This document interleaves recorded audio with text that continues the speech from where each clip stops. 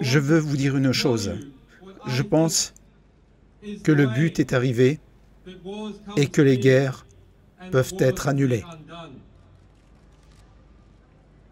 Dans les démocraties, toutes les démocraties, celles dans lesquelles nous évoluons, les guerres sont le résultat de mensonges.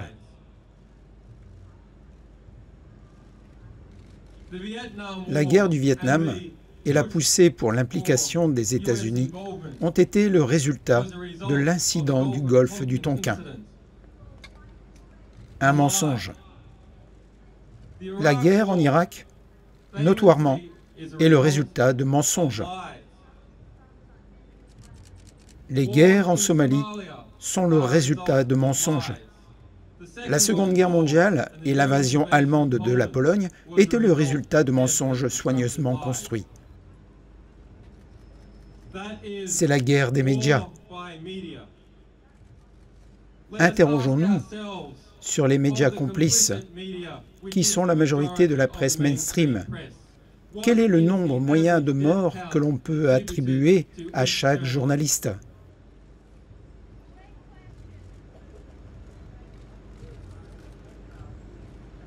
Quand nous comprendrons que les guerres surviennent à la suite de mensonges colportés à l'intention du public britannique, au public américain et au public de toute l'Europe et d'autres pays,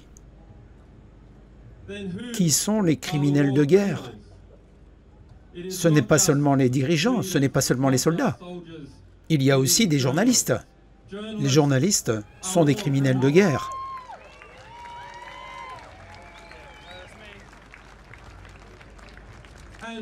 Et pourquoi pourrait-on penser que cela puisse nous conduire dans un état de désespoir?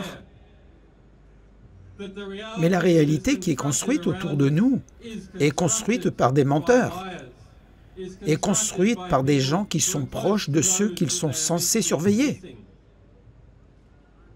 Cela devrait également nous conduire à une compréhension optimiste, parce que il a été commencé par des mensonges.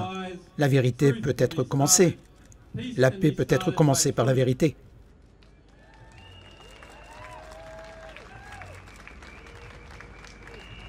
C'est donc notre tâche et c'est votre tâche.